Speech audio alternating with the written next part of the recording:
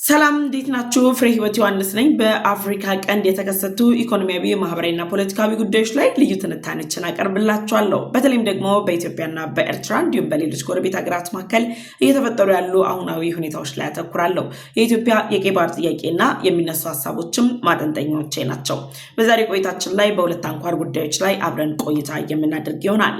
የመጀመሪያው ቀዳሚ አጀንዳችን የምነው በአፍሪካ ቀንድ ላይ አሁን ላይ የኢትዮጵያን የቀይ ባህር ጥያቄ መነሻ አድርጎ በተፈጠረው ውጥረት አማካኝነት የለየለት አስተላለፍ ይፋ እየወጣ ይገኛል።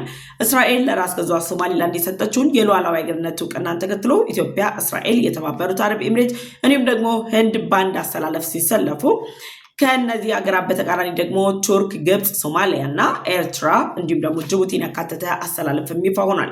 በዚህ ማለም ቻይና ተከስታለች። ይህንን አስተላለፍና የአስተላለፍ ለኢትዮጵያ የሚያስገኘውን ጥቅም በተመለከተ ዝርዝር ሀሳብ ይዤላችሁ ቀርቤያለሁ። ሁለተኛው አጀንዳችን የሚሆነው በአፍሪካ ቀንድ ላይ ከጅቡቲ ጋር የሁለትዮሽ የወደብ ልማት ስምምነት የተፈራረመችው ግብጽ አሁን ላይ የውጥረቱ ማጠንጠኛም ደግሞ ውጥረቱን በበላይነት ለመዘወር እንዲያስችላት ሙሉ ለሙሉ ትኩረቷን ከሳውዲ አረቢያ ጋር በመጣመር ኤርትራ ላይ እንዳደረገች የሚገልጹ መረጃዎች እየወጡ ይገኛሉ።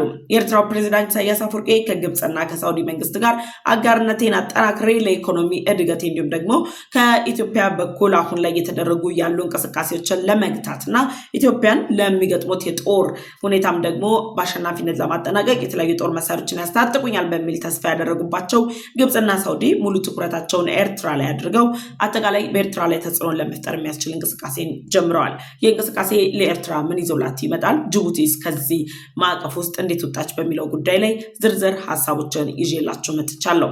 በመጀመሪያ አጀንዳ ውስጥ የሚካተት አንድ ደግሞ የመጨረሻ ሀሳብ የሶማሌው ፕሬዝዳንት ሐሰን ሼክ መሐመድ ከእስራኤል ጋር ወደ ጦርነት ሊገቡ ነው የሚለው ስጋት አሁን ላይ ተጨባጭ እየሆነ የመጣ ይመስላል። ከአልጀዚራ ጋር ቆይታ ያደረጉት የሶማሊያው ፕሬዝዳንት እንግዲህ እስራኤል ላይ ጦራቸውን ጭምር ሊያዘምቱ እንደሚችሉና እስራኤል በሶማሊያ የትኛውም ዳርቻ ላይ መንቀሳቀስ እንደማትችል ጭምር ገልጸዋል። በእነዚህ ጉዳዮች ላይ ዝርዝር ሀሳብ አቀርብላችኋለሁ። ለዩቲዩብ ቻናል አዲስ ከሆናችሁ የደወል ምልክቷን ተጭናችሁ ቻናሌን ሰብስክራይብ በማድረግ ቤተሰብ እንድትሆኑ ይጋብዛችኋለሁ። ቻናሌን ሰብስክራይብ አድርጋችሁ ቤተሰብ ከሆናችሁ ደግሞ ላይክ እና ሼር በማድረግ ለወዳጅ ዘመዶቻችሁ እንድታጋሩም እጠይቃችኋለሁ። ወደ ማስታወቂያው ሰዓት ተሻገርኩኝ። ከዛ ስመለስ ቀዳሚ አጀንዳውን ይዤ እመጣለሁ። በመሃል ፒያሳ በምናስገነባው ሳይት ላይ 30% ቅናሽ ባለ አንድ መኝታ 5.1 ሚሊዮን የነበረው 3.6 ሚሊዮን፣ ባለ ሁለት መኝታ 8.4 ሚሊዮን የነበረው 5.8 ሚሊዮን፣ ባለ 3 መኝታ 12 ሚሊዮን የነበረው 8.4 ሚሊዮን ሲሆን ይህ ዋጋ የወጣው 70% ባንዴ ከፍለው ቀሪ 30% ዲስካውንት ተደርጎላቸው ነው። ቀስ እያሉ በግንባታ ሂደት ለሚከፍሉም ከ10% ቅድመ ክፍያ ጀምሮ አመቻችተናል። ለበለጠ መረጃ ከታች ባሉት ስልኮች ይደውሉ። የመጀመሪያው ቀዳሚ አጀንዳችን የሚሆነው የኢትዮጵያን የቀይ ባህር ጥያቄ ወይም ደግሞ ኢትዮጵያ የባህር በር ለማግኘት የምታደርገውን እንቅስቃሴ በማጠናከር ለመጀመሪያ ጊዜ ከራስ ገዟ ሶማሊላንድ ጋር በበርበራ ወደብ ላይ የሊዝ ስምምነትን ለማግኘትና ኢትዮጵያ የበርበራ ወደብን በመጠቀም የገቢ ወጪ ንግድ እንቅስቃሴዋን ለማድረግ የሚያስችላትን ስምምነት ከተፈራረሙ በኋላ በምትኩ የኢትዮጵያ መንግስት ለራስ ገዟ ሶማሊላንድ የሉዓላዊ አገርነት እውቅናን እንደሚሰጥ መግባባት ላይ በመድረሳቸው ሶማሊያ፣ ግብጽ፣ ኤርትራ፣ ጅቡቲ በጋራም ሆነ በተናጠል በመሆን ከኢትዮጵያ በተቃራኒ በመቆም የስምምነት እንዳይፈጸም የተለያዩ ውጥረቶችን ሲፈጥሩ ቆይተዋል። ከዚህ ጋር በተያያዘም ቱርክ የአሸማጋይነት ሚናን በመውሰድ ጭምር በሶማሊያና በኢትዮጵያ መካከል የነበሩ ውጥረቶችን አስታራቂ ሆና የአንካራው ስምምነትን በማስፈረም ጭምር የኢትዮጵያ መንግስት በበርበራ ወደብ ላይ በመጠቀም የገቢ ወጪ ንግድ እንቅስቃሴውን እንዳያደርግ ወይም ደግሞ የደረሱበት መግባባት ተግባራዊ እንዳይሆን ለማስቻል ጥረቶች ሲደረጉ ቆይተዋል። ታዲያ ኢትዮጵያ በጀመረችው ወይም ደግሞ ኢትዮጵያ በቀሰቀሰችው ቀዳሚ አጀንዳ ላይ መነሻ ያደረገችው እስራኤል ለራስ ገዟ ሶማሊላንድ የአፍሪካ ቀንድ ውጥረት ይበልጥ እየተባባሰ በመጣበት በዚህ ወቅት ላይና ኢትዮጵያም የቀይ ባህር ጥያቄዋ የማይለወጥ አጀንዳ የማይቀየር አሁናዊ አጀንዳ ብቻ ሳይሆን ኢትዮጵያና ቀይ ባህር ለዘላለም ተለያይተው መኖር የማይችሉ አካላት መሆናቸውን ከገለጸች በኋላ ወደ ቀይ ባህር ለመግባት የምታደርገውን ጥረት እያጠናከረች ባለችበት በዚህ ወቅት ላይ እስራኤል ለራስ ገዟ ሶማሊላንድ እንግዲህ የሉዓላዊ አገርነት እውቅናን ሰጥታለች። ለእስራኤል ለሉዓላዊ አገርነት እውቅናን የሰጠቻት ሶማሊላንድ ታዲያ አሁን ላይ በአፍሪካ ቀንድ ላይ ከሚገኙ የውጥረት ማዕከሎች መካከል ሆናለች። የሶማሊላንድ ውጥረት በአፍሪካ ቀንድ የሚገኙ ሀገራትን ብቻ ሳይሆን ሀያላን ሀገራትን ያሳተፈ ከዛም በተጨማሪ ደግሞ በአፍሪካ ቀንድ ላይ ሀያልነቷን እየገነባች ያለችውን ቻይናን የህልውናዋን ጉዳይ ጥያቄ ምልክት ውስጥ የከተተ ሆኖም ብቅ ማለቱ እየተነገረ ይገኛል። ይህንን መነሻ በማድረግም እንግዲህ ከትናንትና ጀምሮ ዛሬ ድረስ የተለያዩ ጽሁፎች እየወጡ ይገኛሉ። በእነዚህ ጽሁፎች በሚወጡት ላይም እስራኤል፣ ኢትዮጵያ፣ ህንድና የተባበሩት አረብ ኤምሬት እንዲሁም አሜሪካ በጋራ በአንድ ጎራ ላይ በመሰለፍ የራስ ገዟ ሶማሊላንድን የሉዓላዊ ሀገርነት እውቅናን ያጸደቁ ሲሆን በተቃራኒው ደግሞ እነ ግብጽ፣ ሳውዲ አረቢያ እንዲሁም ቱርክ እና ሶማሊያ፣ ጅቡቲ ደግሞ ኤርትራ በውስጥ ታዋቂነት በጋራ በመሰለፍ የራስ ገዟ ሶማሊላንድን የሉዓላዊ ሀገርነት በመቃወም ጭምር የቀይ ባህርን ደህንነት እኛ እናስጠብቃለን፣ ቀይ ባህር ላይ ኢትዮጵያ የምትባል ሀገር እንድትመጣ አይገባም፣ ከኢትዮጵያ ጋር ጥምረት ያላቸው ከኢትዮጵያ ጋር የሁለትዮሽ ግንኙነት ያላቸው ሀገራትም ደግሞ በዚህ አሰላለፍ ውስጥ ሊካተቱ አይገባም በማለት ጭምር በተቃራኒ ቆመው እንቅስቃሴ እያደረጉ ይገኛሉ። በነገራችን ላይ እነዚህ ኢትዮጵያ፣ ህንድ እና የተባበሩት አረብ ኤምሬት እስራኤል በጋራ በመሆን ለራስ ገዟ ሶማሊላንድ እያደረጉት ያለው ድጋፍ ከራስ ገዟ ሶማሊላንድ ጋር እየፈጠሩት ያለው ግንኙነት የቀይ ባህርን ደህንነት ማስጠበቅ ወይም ደግሞ በባህሩ ላይ የሚደረገውን የገቢዎች ንግድ እንቅስቃሴን ተከትሎ የዓለምን ኢኮኖሚ ለመበጥበጥ የሚሰሩ የተለያዩ ሽብር ቡድኖችን በመከላከል ደህንነቱ የተጠበቀ የባህር መንገድን መፍጠር የሚል ዓላማቸው አድርገው የጀመሩት ጉዞ በብጥብጥ በተለያዩ ሴራዎች በተለያዩ ሽብር ቡድኖች እንቅስቃሴ የሚደገፉት እነ ግብፅን፣ እነ ሶማሊያን፣ እነ ጅቡቲን አጣብቂኝ ውስጥ ከቷቸዋል። ለዚህም ነው እስራኤል አሁን ላይ ለራስ ገዟ ሶማሊላንድ የሉዓላዊ ሀገርነት እውቅናን ከሰጠች በኋላ ስለ እውቅናው የመወያየት ሳይሆን አሁን በቀጣይ ምንድነው የሚደረገው፣ እስራኤል ለራስ ገዟ ሶማሊላንድ የምታበረክተው አስተዋጽኦ ምንድነው በሚል ጉዳይ ላይ አተኩራለች። ከዛም በተጨማሪ እስራኤል ለራስ ገዟ ሶማሊላንድ በሰጠችው የሉዓላዊ ሀገርነት እውቅና ተከትሎ በበርበራ ወደብ አቅራቢያ ላይ የጦር ቤዟን መገንባት እንደውም ደግሞ ከእስራኤል ጋር አጋር የሆነችው ኢትዮጵያ የባህር ኃይሏን በበርበራ ወደብ ላይ እንድታቋቋም የሚያስችሉ ጥረቶችና ድጋፎች እየተደረጉ ይገኛሉ። የእስራኤል መንግስት አሁን ላይ እያደረገ ያለውን እንቅስቃሴ ደግሞ አሜሪካ የተባለች ሀያል ሀገር እየደገፈችው ትገኛለች። አሁን ላይ ባለው ሁኔታ ከአሜሪካ ከእስራኤል እና ከተባበሩት አረብ ኤምሬት በተጨማሪ በፓኪስታን እና በህንድ መካከል ያለውን ውጥረት መነሻ አድርገው ህንድ በእስራኤል አሰላለፍ ውስጥ መግባቷ ከፓኪስታን ጋር ያለውን ውጥረት ይበልጥ የሚያባብስና ፓኪስታን ደግሞ አጋር ሆና የጦር መሳሪያ ጭምር ለሶማሌው ፕሬዝዳንት ሀሰን ሼክ መሐመድ እንዳስታጠቀች የተለያዩ መረጃዎች እየወጡ ይገኛሉ።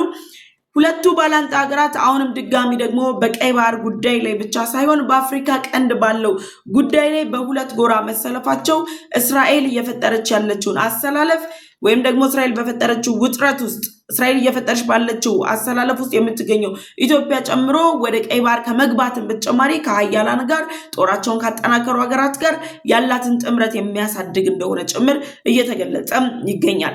በነገራችን ላይ ጅቡቲ በዚህ መካከል ላይ ያላት ሚና ምንድን ነው ካልን የራስ ገዟ ሶማሊላንድን የሉዓላዊ ሀገርነት እውቅናን በመቃወም ጅቡቲ በአፍሪካ ቀንድ ስትራቴጂካዊነቷን ማስቀጠል ከኢትዮጵያ የምታገኘውን የኢኮኖሚ ጥቅም እንዳይቀርበት ማድረግ ነው።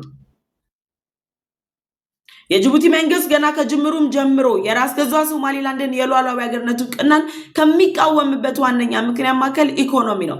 ጅቡቲ አሁን ላይ የገቢዎች ንግድ እንቅስቃሴዋን ለወደብ ከፍተኛ የሚባል ቢሊዮን ዶላር እየከፈለች የምትጠቀማት ኢትዮጵያ በተጨማሪ ኢትዮጵያ የባህር በር አግኝታ ወይም ደግሞ ኢትዮጵያ የበርበራ ወደብን በመጠቀም የገቢዎች ንግድ እንቅስቃሴዋን የምታደርግ ከሆነ በምስራቅ አፍሪካ ላይ የኢትዮጵያን ኢኮኖሚ ሊገዳደር የሚችል የኢትዮጵያን የኢኮኖሚ እድገት ሊያስቆም የሚያስችል አካል ስለማይኖር ኢትዮጵያ የምስራቅ አፍሪካ ብቻ ሳይሆን የአፍሪካ ቁንጮ ለመሆን ያስችላታል።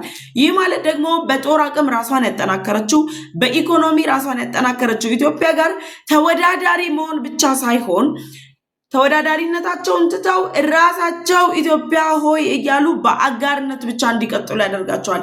ይሄ የግብፅን ተልዕኮ ለማስፈጸም ያላቸውን እድል የሚያጠብ ነው። ሁለተኛው የጅቡቲ ምክንያት የሚጠቀሰው ከቀናት በፊት የወጡ ሪፖርቶች እንደሚያሳዩት ከሆነ የአሜሪካ መንግስት በጅቡቲ ቻይና እየፈጠረች ያለችው ተጽዕኖ ለአሜሪካ የቀይ ባህር ጉዞ እንቅፋት ወይም ደግሞ ስጋት ይሆናል። ስለዚህ በቻይና እና በአሜሪካ መካከል ያለው የሀያልነትን ፉክክር ሚዛኑን ለማስጠበቅ ጥረት እያደረገች ያለችው ጅቡቲ ከቻይና ጋር ያላትን አጋርነት በማጠናከሯ አሜሪካ የጦር ሰፈሯን ከጅቡቲ እንድታስወጣ የአሜሪካ ኢንቨስትመንቶች በራስ ገዟ ሶማሌላንድ ላይ እንዲስፋፉ የማድረግ እድልን የሚጨምር ጉዳይ ነው። ለዚህም ነው የአሜሪካ መንግስት ከጅቡቲ ላይ ፊቱን የሚያዞር ከሆነ ኢትዮጵያ አሁን ባለው ግንኙነት ላይ ከጅቡቲ ይልቅ አማራጭ አድርጋ የበርበራ ወደብን የመጠቀሟን ሂደት እያጠናከረች ባለችበት በዚህ ጊዜ ላይ ቻይና በጅቡቲ ያላትን ሚና ከማዳከም በተጨማሪ ቻይና በአፍሪካ ቀንድ ላይ የምትፈጥረውን የበላይነት ለማስቆም ሲሉ እነ እስራኤል፣ አሜሪካ፣ ህንድና የተባበሩት አረብ ኤምሬት በጋራ በመሆን ኢትዮጵያ የምትባል ሀገርን ወደ ቀይ ባህር በማምጣት በኢትዮጵያና በራስ ገዟ ሶማሌላንድ መካከል ያለውን ጥምረት በማጠናከር ጭምር የቀይ ባህሩን ቁልፍ ይዘው ቀጠናውን ለመዘወር የሚያስችላቸውን አቅም የሚፈጥሩበትን እድል የሰጣቸው ጉዳይ ነው።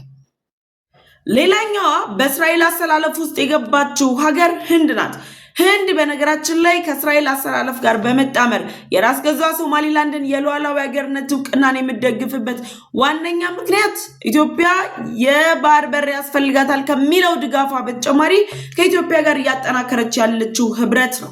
ከኢትዮጵያ ጋር በብሪክስ አባል ሀገራት ተጣምረዋል። ከዛ በተጨማሪ በህንድና በኢትዮጵያ መካከል በቴክኖሎጂ፣ በኢኮኖሚ፣ በሁሉም አስፔክቶች ተጣምረዋል። ስለዚህ ህንድ አሁን ላይ በምታደርገው እንቅስቃሴ ላይ በህንድ ውቅያኖስ ውስጥ ያላትን የባህር ደህንነትን ለማስጠበቅ በህንድ ውቅያኖስ ውስጥ የበላይነቷን ለማስጠበቅ ስትል ሳጋንና ማስጋራ በሚባል ፖሊሲዋ ላይ የራሱ የሆነ ተጽዕኖ መፍጠር ስለሚችል ይህንን ፖሊሲዋን አሳድጋ የህንድ ውቅያኖስ ዘዋሪ ለመሆን ካላት ፍላጎት የተነሳ የእስራኤልን አሰላለፍ በመቀላቀል የእስራኤል መንግስት እያራመደ ያለውን እርምጃ ለራስ ገዟ ሶማሊላንድ የተሰጠውን የሉዓላዊ ሀገርነት እውቅናን ትደግፋለች። በተቃራኒ ደግሞ ከህንድ በተቃራኒ የቆመችው ፓኪስታን በህንድ እርምጃ ላይ ሌሎች ተጽዕኖችን እንዳታሳርፍ ጭምር እንቅስቃሴዎችን እንድታደርግ ያስችላታል። ስለዚህ ህንድ፣ የተባበሩት አረብ ኤምሬት፣ ኢትዮጵያና እስራኤል እንዲሁም ደግሞ ግብፅ፣ ሳውዲ፣ ቱርክ፣ ሶማሊያ፣ ጅቡቲ፣ ኤርትራ በጋራ በመሆን ኢትዮጵያ ወደ ቀይ ባህር እንዳትገባ የራስ ገዟ ሶማሊላንድ የሉዓላዊ ሀገርነት እውቅና እንዳይረጋገጥ እስራኤል በቀይ ባህር ላይ የራሷን ተጽዕኖ እንዳታሳርፍ እያደረጉት ያሉት ጥረት በቀጥታም ሆነ በተዘዋዋሪ መንገድ የማይሳካላቸው እንደሆነ ጭምር አሁን ላይ እየተረጋገጠ ይገኛል። ይሄ ቅዳቸው የማይሳካላቸው ከሆነ ደግሞ ኢትዮጵያ ወደ ቀይ ባህር የመግባት እድሏን በሰፊው የምታሰፋበት ከመሆኑም በተጨማሪ የአፍሪካ ቀንድ የኢኮኖሚ፣ የፖለቲካ፣ የጦር ማዕከል በመሆን ኢትዮጵያ የመሪነቱን ዙፋን በእጇ ታስገባለች። ስለዚህ የቀይ ባህር አሁን ላይ አሜሪካ የቀይ ባህር ደህንነትን ለማስጠበቅ ኢትዮጵያን አጋር ከማድረጓን በተጨማሪ ቀይ ባህር ያለ ኢትዮጵያ ምንም ነው የሚባልበት ደረጃ ላይ መድረሱን በይፋ ያረጋገጠ ክስተት ነው። እስራኤል በተደጋጋሚ ለራስ ገዟ ሶማሊላንድ አሁን ላይ ከሰጠችው የሉዓላዊ ሀገርነት እውቅና በኋላ እኮ ቁጭ ብለው የሚነጋገሩበት ጉዳይ የንግድ ስምምነቶችን ለመፈረም ለራስ ገዟ ሶማሊላንድ በቀጣይ ሊደረጉ የሚችሉ ድጋፎችን የመስጠት ነው። አሜሪካም ደግሞ የራስ ገዟ ሶማሊላንድ የሉዓላዊ ሀገርነት እውቅና በሂደት ላይ ያለ ጉዳይ ነው ብላለች። እነ ኢትዮጵያ እና ሌሎች በኢቪዛ ሲስተማቸው ላይ ጭምር ራስ ገዟ ሶማሊላንድን እንደ ሀገር መዝግበዋታል። የዳቮሱ መድረክ ላይ እኮ የሶማሊላንዱ ፕሬዝዳንት ሲገኙ የዶናልድ ትራምፕ ልጃቸው አግኝቷቸዋል። ደግሞ የእስራኤሉ ፕሬዝዳንትም አግኝቷቸው ቁጭ ብለው እኮ መክረዋል። ስለዚህ ሶማሊላንድ አሁን ላይ ሉዓላዊት ሀገር የመሆን እድሏ እየሰፋ ነው። የመሆን እድሏ ብቻ ሳይሆን እየሆነች ነው ያለችው። ለዚህም ነው ሶማሊያ አሁን ላይ እያደረገች ባለችው እንቅስቃሴ በውስጥ ካሉ ራስ ገዝ አስተዳደሮች እየገጠሟት ያሉትን ተቃውሞዎች ትታ የሽብር ቡድን እያላወሳት ያለች ሀገር የራስ ገዟ ሶማሊላንድን የሉዓላዊ ሀገርነት እውቅናን የሰጠቻት እስራኤል ላይ የጦር እርምጃን ወስዳለው የሚል ፉከራ የጀመረችው። የጦር እርምጃ ወስዳለው ከሚለው ፉከራ በተጨማሪ ግን እስራኤል እና ሶማሊያ ወደ ግጭት የሚገቡ ከሆነ ወደ ግጭት የሚገቡት ሶማሊያ ብቻዋን አይደለም፣ አጋሮቿን ይዛ ነው። የሶማሌው ፕሬዝዳንት ሐሰን ሼክ መሐመድ ከአልጀዚራ ጋር ባደረጉት ቆይታ በቋሚነት የራስ ገዟ ሶማሊላንድን የሉዓላዊ ሀገርነት እውቅናን አሁንም እንደማይቀበሉት ህገወጥ እንደሆነ ከገለጹ በኋላ የአፍሪካ ቀንድን አደጋ ላይ የሚጥል እርምጃ ነው ብለዋል። የአፍሪካ ቀንድን አደጋ ላይ የሚጥል እርምጃ የተባለው በአፍሪካ ቀንድ ላይ እንግዲህ ለሶማሌው ፕሬዝዳንት አጋር የሆኑት እነ ኤርትራ፣ እነ ግብፅ፣ እነ ጅቡቲ በኢትዮጵያ የሚወሰድባቸውን ብልጫ ተከትሎ ወደ ውጥረት ሊገቡ ይችላሉ የሚለውን ስጋታቸውን ለማስቀመጥ ነው። ኢትዮጵያ እኮ ሐሰን ሼክ መሐመድ ወደ ቀይ ባህር እንዳትገባ ካላቸው ትጋት በሶማሊላንዱ በርበራ ወደብ ከምትገባ ይልቅ በእነሱ የህንድ ውቅያኖስ እንድትገባ ፍላጎት አላቸው። ግን ኢትዮጵያ ደግሞ ፍላጎቷ ቀይ ባህር ብቻ አይደለም፣ የትኛውንም የባህር አማራጮች በመጠቀም ከዓለሙ ማህበረሰብ ጋር ትገናኛለች። ግን አይደለም ኢትዮጵያ የስንት 100,000 ዓመት ታሪክ ያላት ሀገር ትቅርና 30 እና 40 ዓመት ታሪክ ያላቸው እንደነ ኤርትራ አይነት ያሉ ሀገራት ቀይ ባህር ላይ እንደልባቸው እያዘለሉ የቀይ ባህር አካል ነን እያሉ ባሉበት በዚህ ወቅት ላይ የህግና የታሪክ ባለቤትነቷ የተረጋገጠባቸው ቀይ ባህር ውስጥ የሚያስገቡ ወደቦችን ኢትዮጵያ እድሉ እያላት ለምንድን ነው ወደ ቀይ ባህር የማትገባው? ለዚህም ነው ኢትዮጵያ አንድ ወደብ ሳይሆን አሰብ ወደብ ብቻ ሳይሆን የሚያስፈልጋት እነ በርበራ ወደብ፣ ሌሎች አማራጭ ወደቦችን ጭምር በመጠቀም ቀይ ባህር ላይ የመግባት እድሏን ታሰፋለች። ስለዚህ እስራኤል ይዛ የመጣቸው አሰላለፍ በአፍሪካ ቀንድ ላይ አዲስ ውጥረትን የፈጠረ ሆኗል። ደክራክ ሌሎች የሚዲያ ተቋማት ጭምር ይህን ሀሳብ እያንጸባረቁ ነው። ስለዚህ እስራኤል በፈጠረችው አሰላለፍ ቻይና በአፍሪካ ቀንድ ላይ ያለነቴን እገነባለሁ እያለች እያደረገችው ያለችው ጥረት የአሜሪካው ፕሬዚዳንት ዶናልድ ትራምፕ ቻይናን እንደ ስጋት ነው የሚያዩት። ቻይና በአፍሪካ ቀንድ ላይ የምታደርገው ስጋት አሜሪካ በአፍሪካ ቀንድ ላይ ላላት ፍላጎት ማነቆ ነው። ስለዚህ አሜሪካ በቅርብ ጊዜ ለራስ ገዟ ሶማሊላንድ የሉዓላዊ ሀገርነት እውቅና ትሰጣለች። ቻይና ደግሞ ይህንን እየፈጠረች ያለችው በአፍሪካ ቀንድ የሚገኙ ሀገራትን የመሰረተ ልማት ግንባታ፣ የመንገድ ግንባታን ልማቶችና የፖለቲካ ጫና፣ የጦር ጫናን በመፍጠር ጭምር እያመጣች ያለችው። ለዚህም ነው ጅቡቲ ከቻይና ጋር ያላትን ግንኙነት ማጠናከሯ አሜሪካ ፊቷን ወደ በርበራ ወደብ እንድታዞር ያደረጋት። ከበርበራ በተጨማሪ ግን የኢትዮጵያን የቀይ ባህር ጥያቄ በመደገፍ ኢትዮጵያ የቀይ ባህር ዳርቻ እንዲኖራት አድርጋ አሜሪካ በአፍሪካ ቀንድ ላይ ስትራቴጂካዊ አጋር ከሆነቻት ኢትዮጵያ ጋር ውጤት አምጪ የሆነ የቀይ ባህር ጉዞ ማድረግ ትፈልጋለች። ስለዚህ በአፍሪካ ቀንድ ላይ አሁን ላይ እየተፈጠሩ ያሉ አሰላለፎች ጅቡቲን ከጨዋታ ውጭ የሚያደርግ ኢትዮጵያን ደግሞ ወደ ቀይ ባህር የሚያስጠጋ ራስ ገዟ ሶማሊላንድን የሉዓላዊ ሀገርነት እውቅናን ከማሰጠት በተጨማሪ በኢኮኖሚ፣ በፖለቲካውም፣ በዲፕሎማሲውም በሌሎች ዘርፎች ጭምር በአፍሪካ ቀንድ ላይ አገር ሆነን ተመስርተናል ብለው ረጅም ዓመታት ካስቆጠሩት በተሻለ ሁኔታ ከነ ኤርትራ በተሻለ ሁኔታ ከኤርትራ አሁንም አይደለም ሉዓላዊ ሀገርነት እውቅና ተሰጥቷት ሳይሰጣትም ሶማሊላንድ የተሻለ ነች። በኢኮኖሚው፣ በወታደራዊ አቅሟም፣ በዲፕሎማሲው ዲሞክራሲያዊ ምርጫን ያደረገች ሀገር ነች ሶማሊላንድ። ኤርትራ በዘመኗ ምንም አይነት ምርጫ አድርጋ አታውቅም። የህዝብ ተወካዮች ምክር ቤት ውይይት የላትም። ሶማሊላንድ ግን እነዚህን ሁሉ አድርጋለች። ኢኮኖሚዋን ማየት ትችላላችሁ። የውጭ ፖሊሲዋን ኢቭን የሉዓላዊ ሀገር አይደለችም ተብላ ከሌሎች ሀገራት ጋር ያላት የሁለትዮሽ ግንኙነት የውጭ ፖሊሲዋን ጭምር በማሳደግ ለኢኮኖሚዋ ማደግ፣ ለዜጎቿ ተጠቃሚነት እየሰራች ያለች ሀገር ነች። በተቃራኒው ከተመሰረተች የቆየችው ኤርትራ የውጭ ፖሊሲዋ የተዳከመ ከዓለም አቀፉ ማህበረሰብ ራሷን ያገለለች ሀገር ሆና ለማደግ ለመልማት የሚሰሩ ሀገራትን ማነቆ ለመሆን የምታደርገው ጥረት አሁን ላይ እስራኤል በፈጠረችው አሰላለፍ ውስጥ ዋጋ የሚያስከፍላት ነው። ለምን? ሳውዲ አረቢያ ምንበል፣ ግብፅ ምንበል፣ ቱርክ ምንበል ከራሳቸው ጥቅም አንጻር እንጂ ከኤርትራ ጥቅም አንጻር አይደለም እየተንቀሳቀሱ የሚገኙት። ስለዚህ አሁን ላይ እስራኤል፣ ኢትዮጵያ፣ ህንድ፣ የተባበሩት አረብ ኤምሬት እንዲሁም ደግሞ አሜሪካን እያሳተፈ ያለው የቀይ ባህሩ ጉዞ በራስ ገዟ ሶማሊላንድ ላይ ያጠነጠነው አሰላለፍ ለየመኑ ሁቲ ቡድን ብቻ ሳይሆን ስጋት የሚሆነው፣ ለኢራን ብቻ ሳይሆን ስጋት የሚሆነው ለግብፅም፣ ለኤርትራም፣ ለሶማሊያም፣ ለጅቡቲም ከነሱ ጋር እያበረች ላለችው ቱርክ ጭምር ነው የሚሆነው። እስራኤል በባብላል መንደቦች ምጥ ላይ ያላትን የበላይነት ከማስጠበቅ በተጨማሪ የቤንጉር ቦይ ፕሮጀክትን ገንብታ አጠናቃ የስዊዝ ካናልን ጉዳይ እንዲያከትም ታደርገዋለች። ህንድ በህንድ ውቅያኖስ ላይ የበላይነቷን ለማስጠበቅ የምታደርገው ጥረት ነው። ስለዚህ እነዚህ ሁለት ሀገራት ኢትዮጵያ የቀይ ባህር አካል እንድትሆን ድጋፋቸውን ሰጥተው በራስ ገዟ ሶማሊላንድ በኩል ኢትዮጵያ ወደ ቀይ ባህር ትገባለች። የባህር በርና ወደቧን በእጇ ታስገባለች። ይሄ ነው አሰላለፉ። ያሰላለፉ ጥቅል ውጤት ጥቅል አካሄድ ይሄ ነው። በዚህ ጉዳይ ላይ ሀሳብ አስተያየታችሁን ኮሜንት ሴክሽን ላይ አስቀምጡልኝ። ወደ ሁለተኛውና የመጨረሻ አጀንዳ ተሻገርኩኝ። ሁለተኛውና የመጨረሻው አጀንዳችን በአፍሪካ ቀንድ ላይ የራሳቸውን ተጽዕኖ በመፍጠር የኢትዮጵያ ጎረቤት ሀገራትን ተጠቅመን ኢትዮጵያ ላይ የተለያዩ እርምጃዎችን ለመውሰድ የሚያስችለንን የልማት እንቅስቃሴ እናደርጋለን ብለው ከጅቡቲ ጋር ስምምነት ላይ ደረሱ። የጅቡቲ ወደቦችን ማልማት፣ በጅቡቲ ሜጋ ፕሮጀክቶችን መገንባት፣ የጅቡቲን አጠቃላይ የሆነ እንቅስቃሴ መደገፍ የሚል እቅድ ይዘው የመጡት ግብፅና ሳውዲ አሁን ላይ ሙሉ ለሙሉ ትኩረታቸውን ከጅቡቲ ላይ አንስተው ኤርትራ ላይ አድርገዋል። ኤርትራ ላይ ያደረጉበት ዋነኛ ምክንያት ምንም ቢሆን የጅቡቲ መንግስት ከኤርትራ የተሻለ መንግስታዊ መዋቅር አለው፣ እስከ ሙስና እስከ ብልሹ አሰራሩ ጭምር። ኤርትራን የትኩረት ማዕከላቸው በማድረግ ኢትዮጵያ የምትባል ሀገር ለነ አሜሪካ፣ ለነ እስራኤል፣ ለነ ህንድ፣ ለተባበሩት አረብ ኤምሬት አጋር የሆነች ሀገር ወደ ቀይ ባህር እንዳትገባ ቀይ ባህር መግቢያ አማራጭ ብላ ያቀረበችው የኤርትራው የአሰብ ወደብ የህግና የታሪክ ይገባኛል ጥያቄ በተጨማሪ የሶማሌላንድ ጉዳይ ሊያስቆሙት የማይችሉት ሆኗል። ኢትዮጵያ በሶማሌላንድ ጋር በደረሰችበት ስምምነት የበርበራ ወደብን ተጠቅማ ወደ ቀይ ባህር ትገባለች። ስለዚህ በባለቤትነት የምታስተዳድረው የአሰብ ወደብን በእጇ እንዳታስገባ ይቺ ኢትዮጵያ የምትባል ስትራቴጂካዊ አጋራቸው የቀይ ባህሩ አባል እንዳትሆንና ለነ ተባበሩት አረብ ኤምሬት፣ ለነ እስራኤል፣ ለነ ተጨማሪ አቅም እንዳትሆን ግብፅና ሳውዲ ሙሉ ትኩረታቸውን አሁን ላይ ኤርትራ ላይ አድርገዋል።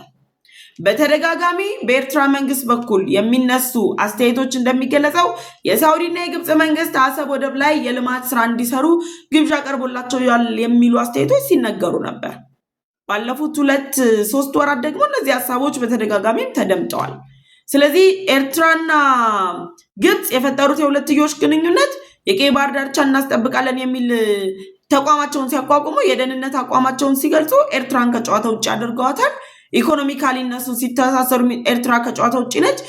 ሚሊታሪም ሲተሳሰሩም ኤርትራ ከጨዋታ ውጭ ነች። ግን ኢትዮጵያ የምትባል ሀገርን የቀይ ባህር ጉዞን ለማደናቀፍ ኤርትራን ትክክለኛ አማራጭ አድርገዋታል።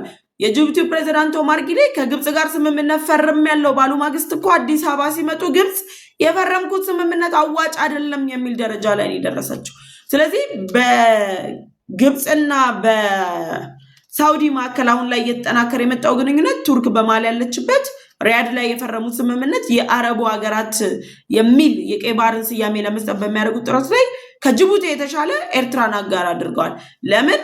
የግብፅ ታሪካዊ ጠላት የሆነችው ኢትዮጵያ የኤርትራ መንግስት ላይ ያላት አቋም ይታወቃል። ስለዚህ ኤርትራን በመጠቀም የተላላኪነት ሚና ስለሆነ የምትጫወተው ኤርትራ ለኤርትራ ወታደር ግብፅ ትጥቅ እያስታጠቀች አጀንዳ እየሰጠች የኢትዮጵያን የውስጥ ሰላም እንዲያተራምሱ ኢትዮጵያ ላይ ጦርነትን እንዲከፍቱ ትልካለች። በዛ አማካኝነት የሚፈጠረው ውጥረት ኢትዮጵያን ኢኮኖሚካሊ፣ ፖለቲካሊ እና ዲፕሎማሲያዊ ውድቀት ያስከትልባታል የሚል አጀንዳ ያለው አካሄድ ከጀርባ ይዘው መጥተዋል። ለዚህም ነው ግብፅና ሳውዲ ቋሚ ወዳጅም ጠላትም የላቸውም የሚባለው። ከቀናት በፊት የግብፅ መንግስት ከጅቡቲ ጋር የወደብ ልማት ስምምነት ሲፈራረም ዓላማው የነበረው 10 ሄክታር ሊዝ መሬትን በልማትም እንደሚወስድም ጭምር ተገልጾ ነበር። ዓላማው የነበረው የግብፅ መንግስት ጅቡቲን ተጠቅሜ የጅቡቲ ወደቦችን ተጠቅሜ ኢትዮጵያን እቆጣጠራለሁ፣ ኢትዮጵያን እመለከታታለሁ ወይም ደግሞ የኢትዮጵያን አጠቃላይ አሁናዊ ሁኔታ ላይ የተለያዩ እርምጃዎችን ለመውሰድ ያስችለኛል ሲሉ ኢትዮጵያ በድንበር አካባቢ ላይ ያሰለፈችው የጦር አቅም፣ በድንበር አካባቢ ላይ የተሰማራው የጦር መሳሪያ፣ ድንበር አካባቢ ላይ ያለው እየፈጠረች ያለችው የዲፕሎማሲ ጫና፣ ከዛ በተጨማሪ የጅቡቲው ፕሬዝዳንት ኦማር ጊሌ እዚህ ጋር ከግብፅ ጋር ስምምነት በተፈራረሙ ማግስት ጠቅላይ ሚኒስትር ዶክተር አብይ አህመድን ግብፅ የፈረመችበት ወደብ ድረስ ወስደው የተደረጉት የሁለትዮሽ ምክክሮች ግብፅ በጅቡቲ በኩል እያደረገች ያለችው ጉዳይ አዋጭ እንዳልሆነ የተረዳችበት ነው። ጅቡቲ በኢትዮጵያ ላይ ጨክና ፊቷን ማዞር አትችልም። የተለያዩ ሰፖርቶች አሉ። ኢኮኖሚዋ በኢትዮጵያ ነው የሚዘወረው።